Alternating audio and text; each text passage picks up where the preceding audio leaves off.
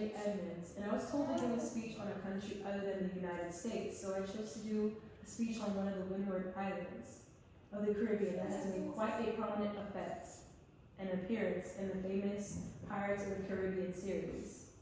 This specific island caught my eye during the Miss Caribbean Carnival Cultural Queen pageant back in 2019 in Nevis, simply because I never knew such a place existed, and I wanted to learn more of the culture of all the Caribbean islands outside of just the ones that belong in our lineage. Today I'll be discussing St. Vincent and the Grenadines. Specifically, I'll be sharing the country's history, dance culture, and tourist attractions. Let's begin with the history of St. Vincent and the Grenadines.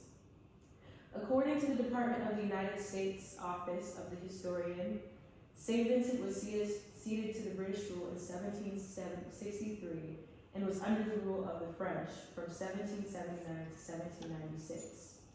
After returning to British rule, St. Vincent went through a series of phases as both a colony and Commonwealth state.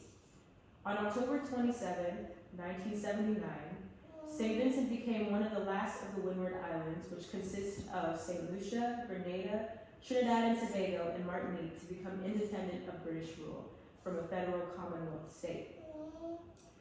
Franklin V. Oritz Jr. was a U.S. Special Representative appointed to St. Vincent, along with the states of Antigua, Barbados, Nevis, and Anguilla on September 1st, 1977.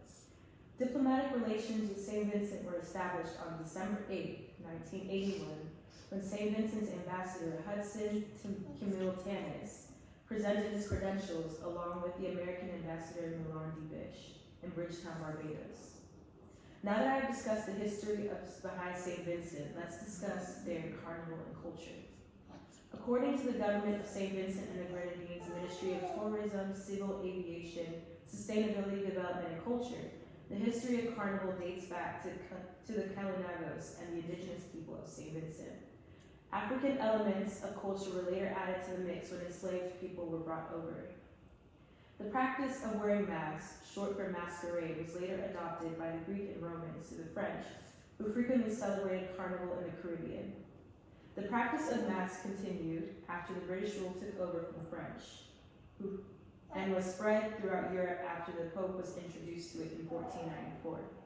When chattel slavery ended in St. Vincent, carnival was embraced by those who were once enslaved by incorporating their own cultures and performing street theatrical performances, which took place on the Monday and the Tuesday before Ash Wednesday, apologies. These celebrations would take place as early as the Friday before Ash Wednesday, and they have continued ever since, and has since then spread to Trinidad and the South.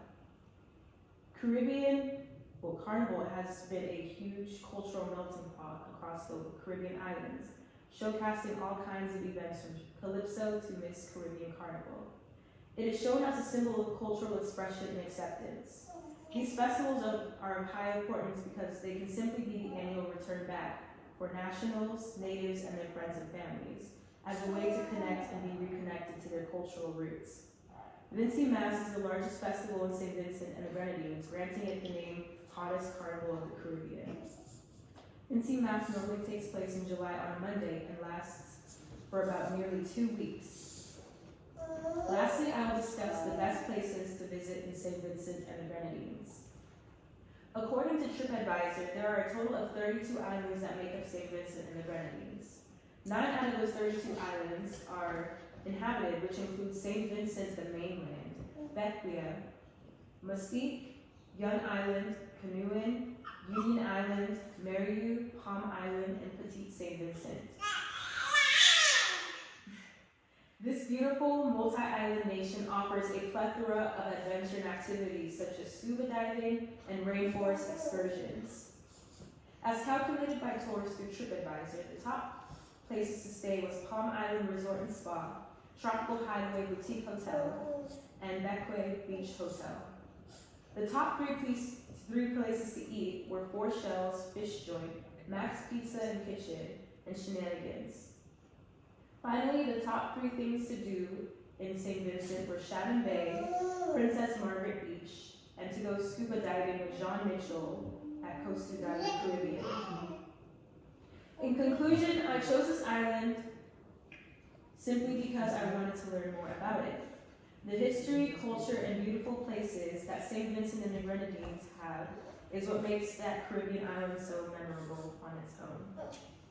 From gaining independence from the British as a previous Commonwealth state, to the evolution of carnival culture in Vincy, Mass, to the beauty of its island and nature itself, St. Vincent has made a name for itself as one of the Windward Islands in the Caribbean. Although it wasn't until 2019 that I discovered that this island existed, St. Vincent and the Grenadines has become one of the top islands on the list of places I want to visit in the future. Thank you for listening to my speech. All right.